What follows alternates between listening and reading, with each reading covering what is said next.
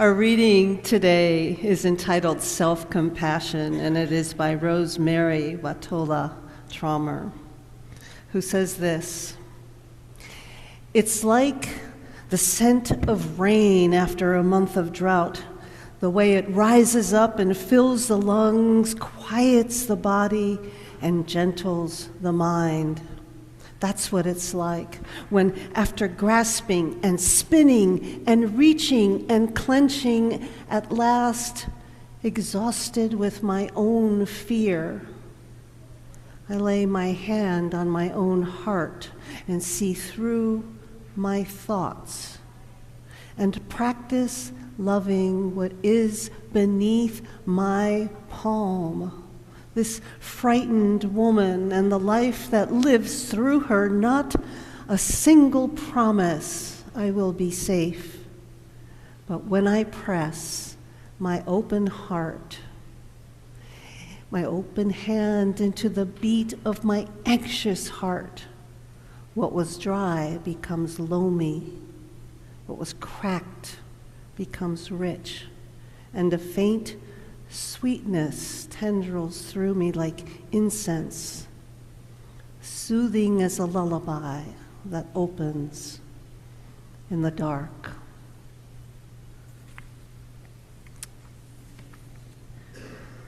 She was sitting in front of her adobe house in northern New Mexico early one spring day. She was drinking a hot cup of tea when she saw her husband drive up to their house. She remembers, she says, how he straight walked up to her and told her he was having an affair and wanted a divorce. Writing these words more than a quarter century after this event happened, she says she still remembers the vividness of the sky, how big, how huge the sky was. She remembers the steam rising from the tea and the sound of the river near their home. There was stillness. There was no time, she says, no thought. And then she picked up a stone and threw it at him. For many years, she told others that she turned to Buddhism because she was so angry at her husband. She tried so hard to get back, to regain that sense of normalcy, that sense of comfort and stability that she had had. And then she says, fortunately, she couldn't pull it off. Nothing worked. No matter how hard she tried, she couldn't get back to that sense of what she didn't know. She writes this: to stay with that feeling of shakiness, that hopelessness, that rage, that desire for revenge, that is the path of true awakening. It is to learn, if we can, to catch ourselves gently and with compassion in that moment when the rage threatens to destroy us. Because it can. I know that. Many of us know that from our own experience. To learn to catch ourselves gently and with compassion in that moment, that is the path of the true spiritual warrior. You and I, dear ones, you and I, every single day, we can ask ourselves this question: will I practice peace, or will I go to war? It is often a desperate experience. Can we try really hard to go back before that horrific moment that changed everything so irrevocably? It keeps us from going back. The time in hindsight when it seems that everything was all right, the innocent time, For some of us, perhaps our childhood represented that time. Certainly, the culture in which we live has come to celebrate the innocence, what we call the innocence of childhood. Although for others of us, perhaps for many of us, that was not our experience. It was interesting for me to learn as I read the work of Dr. Robin Bernstein. She is a professor at Harvard, and she wrote a book around 2010 in which she writes about the history of how innocence became the concept that it is here in the United States. It's pretty recent. She traces the history of how it began to appear in the public awareness throughout the 19th century, and she links that awareness and that appearance of that concept of the innocence of childhood with the images used to show the superiority of whiteness over black people in this country. The quintessential image of childhood innocence became a white-skinned child with golden hair. I have to say that it sickened me, but it didn't surprise me to learn that sometimes things that are very dear and precious can be used to further a political conversation. All of this is to say that perhaps when we yearn to go to that time before, to that time of innocence or ignorance, that we're wise to ask ourselves if we're fully fooling ourselves. Are we yearning for photoshopped memories of something that never was?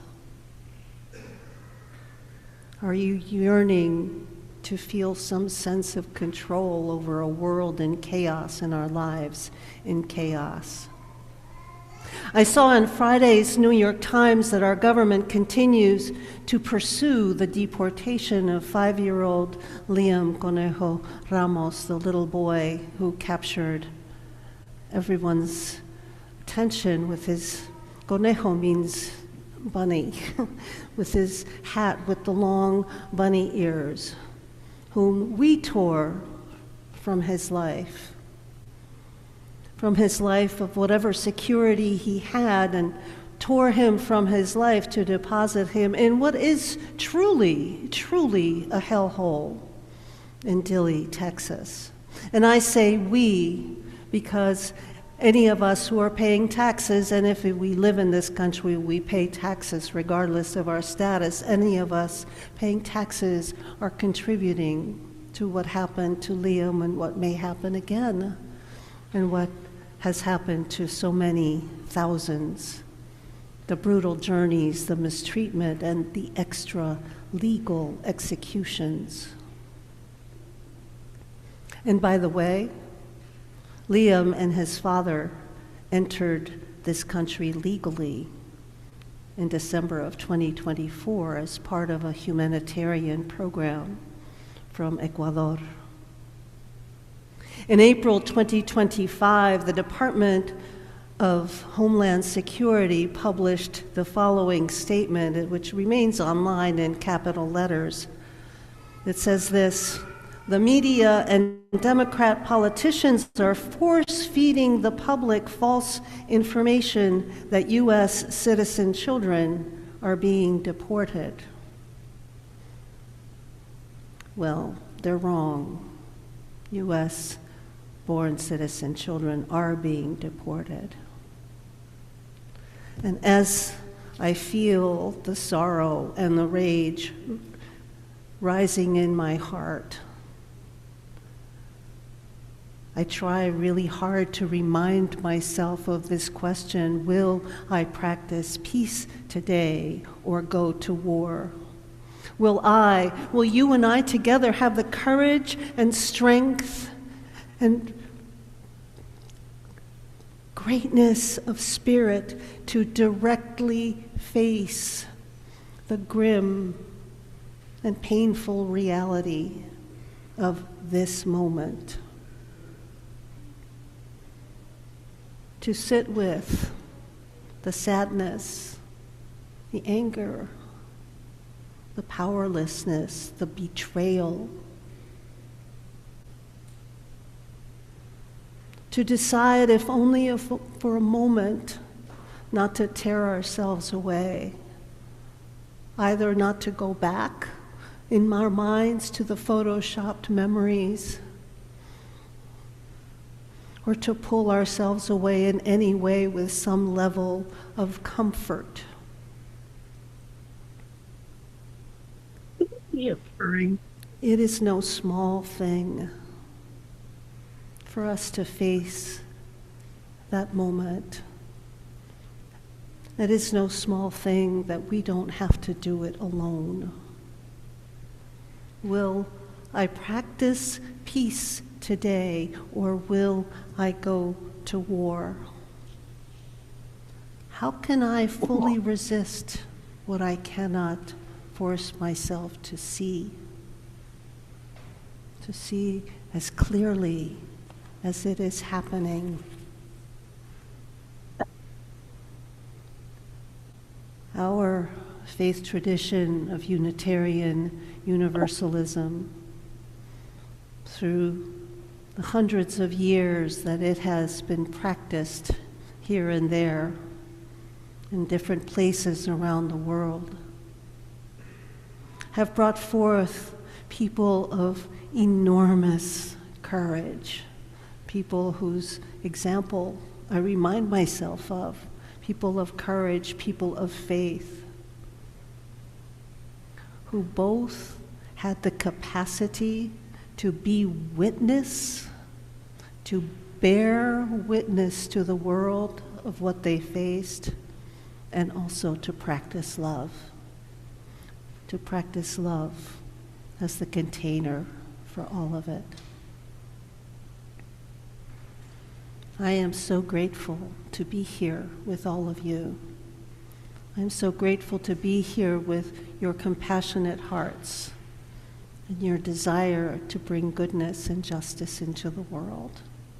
And I'm grateful for the many people of faith and the people of non-faith who this morning are reaching out with hands and hearts with you. Amen. Ashe. And blessed be. I'm going to invite you, before we sing our closing hymn, to join me in a practice of self-compassion. So get comfortable. If you wish to, put your feet on the floor. Allow your hands to be free, perhaps on your lap. You may close your eyes if you wish or not. And begin by saying to yourself, you may wish to put a hand on your heart, this hurts.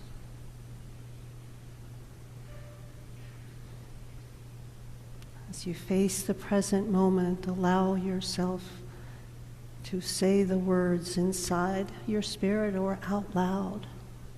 This hurts.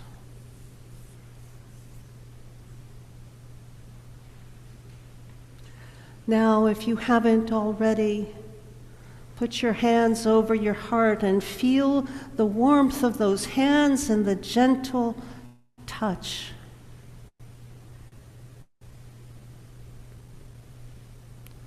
And say, suffering is a part of life. Sorrow is a part of life. Say, I am not alone.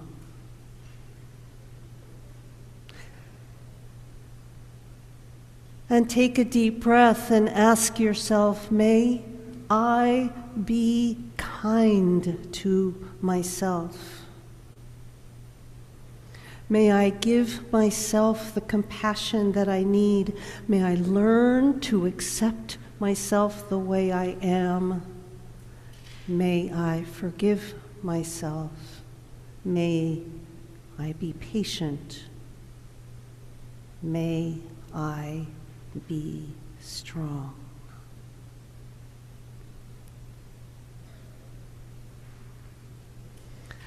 This is a practice of self-compassion that you can use and practice at any time. I'm happy to share it.